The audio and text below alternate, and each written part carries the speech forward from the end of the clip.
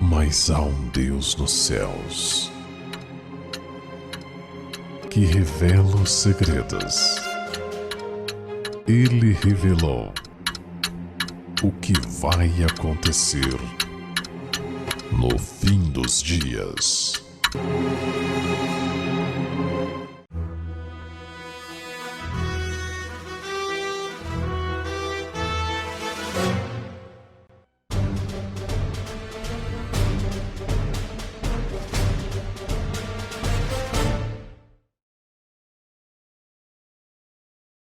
Emanuel, Deus conosco.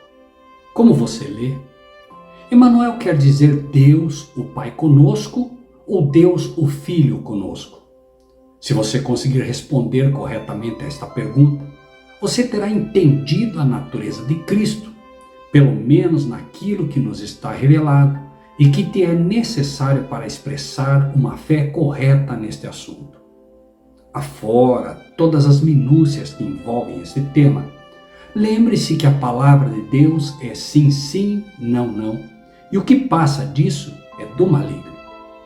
Atenção, não é sim ou não ou sim, ou talvez, ou mais ou menos. É sim, sim, não, não, porque nosso Deus não é um Deus de confusão. Mas se Deus não é um Deus de confusão, por que então há tanta confusão no meio evangelístico, protestante e inclusive em meio aos movimentos leigos sobre este assunto? A única razão é a mesma que sempre, em todas as eras, criou dogmas e teorias. O que se usa é de filosofia ou de raciocínio humano e não se permite que um simples está escrito, estudado dentro do seu devido contexto, elucide a questão. A Bíblia certamente responde a esta pergunta inicial e depois dela não há sobre este tema em todos os escritos que algum homem ou mulher já tenham escrito um livro mais esclarecedor do que o livro O Desejado de Todas as Nações. Mesmo aqueles que não aceitam a inspiração de quem o escreveu se rendem à evidência de que este é, de fato, o melhor livro já escrito sobre Cristo. Sendo uma biografia clara do nosso Mestre, ela é perfeitamente capaz de nos ajudar a responder à pergunta de tal forma que toda dúvida se dissipe e toda confusão tenha fim. O primeiro capítulo, cujo título é Deus Conosco, não traz este título por acaso. Ele trata da relação de Cristo e sua natureza para com Deus, atestando sua divindade e posterior humanidade, com um equilíbrio raríssimo. E jamais, entenda, jamais algum outro texto, ou centenas de milhares de outros textos dela ou atribuídos a ela, irão mudar o princípio básico que é apresentado aqui sobre este assunto. Este equilíbrio apresentado é encontrado em homens como João, por exemplo, que como ninguém ousou também traçar uma biografia de Jesus Cristo, abordando de forma profunda termos como Filho de Deus e Filho do Homem. Se você se permitir ouvir com atenção, verá que o mesmo Espírito que inspirou o livro de João é o que inspirou o Desejado de Todas as Nações, pois a luz menor apenas atesta da luz maior em todos os seus pormenores, sempre e quando nos dispomos a ler com atenção e no sincero desejo de aprender para compartilhar e viver o que aprendemos. E eis que se levantou um certo doutor da lei, tentando-o e dizendo: Mestre, que farei para lhe dar a vida eterna? E ele lhe disse: Que está escrito na lei? Como lês? Lucas 10, 25, 26. O que de fato está escrito? Como você lê? Quando você lê a Bíblia, ou quando você lê este capítulo, você tem certeza que está entendendo o que está sendo ensinado ali? Você lê com oração, com atenção e com o sincero desejo de aprender a verdade? Ou você o lê de forma distraída, ou o que é muito pior, como os fariseus e pastores modernos que apenas liam ou leem a Escritura para buscar textos que colaborem com o que querem crer. Você lê e relê com atenção, deixando que Deus, através da sua palavra, fale ao seu coração exatamente o que Ele quer te comunicar, ou você lê usando o seu critério para definir o que significa cada palavra ou frase. Permita-me dar alguns pequenos exemplos com palavras, a ver como podemos ser enganados pelo nosso próprio entendimento do que pensamos significar uma palavra. Quando você lê, por exemplo, resplandecer, você entende resplandecer ou você entende esplandecer? Quando você lê mundo, você entende mundo ou você entende terra?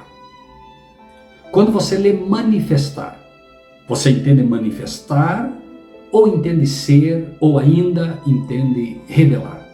São palavras que, embora muito próximas em seu sentido, não são iguais e podem te fazer entender de forma equivocada o que Deus realmente quer te ensinar, criando confusão sobre este e qualquer outro tema quando você estuda assim. Lembre-se que é exatamente por não permitir que a palavra de Deus seja recebida de forma simples e direta que dogmas como a Trindade nasceram, onde o Filho não é Filho, o Espírito não é Espírito, Deus não é Pai e Deus não é único. Lembre-se ainda que Jesus, ao indagar ao doutor da lei como ele lia, o fazia em resposta à pergunta sobre a vida eterna. E é exatamente por não ler como se deve que os modernos doutores da lei, e infelizmente muitos pastores no dia de hoje, bem como líderes modernos, não aceitam de forma simples a grande resposta a esta pergunta. E a vida eterna é esta, que te conheçam a ti só, por único Deus verdadeiro, e a Jesus Cristo, a quem enviaste. João 17:3. Então, está escrito, e dentro do seu devido contexto é o nosso desafio a partir de agora, permitindo simplesmente que Deus nos fale através deste capítulo que abre este maravilhoso livro para que possamos dar uma resposta clara e inequívoca sobre a natureza de Cristo. Lembre-se, esse tema será exposto simplesmente expondo e comentando o primeiro capítulo, com exceção apenas do que não tem relação com o assunto direto que se propõe. Ele será chamado pelo nome de Emanuel, Deus conosco. Mateus 1:23.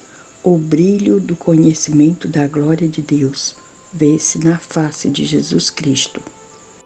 Como você lê? Devemos olhar para a face de Jesus Cristo e ver e dizer que Ele é Deus?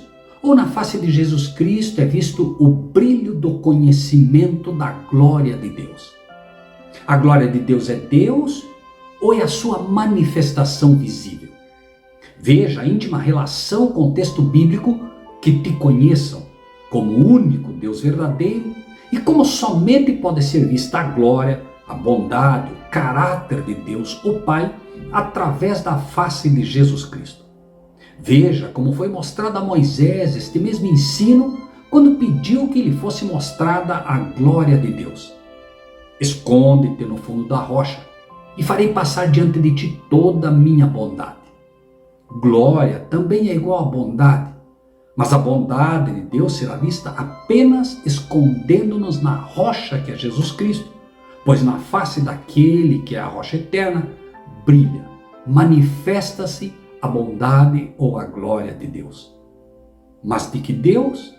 Do Pai, o único Deus. Desde os dias da eternidade, o Senhor Jesus Cristo era um com o Pai. Era a imagem de Deus, a imagem de sua grandeza e majestade, o resplendor de sua glória. Como você lê? De eternidade a eternidade ou desde os dias da eternidade? É desde os dias da eternidade, porque o Senhor Jesus Cristo tem um desde. pois ele é o princípio da criação de Deus.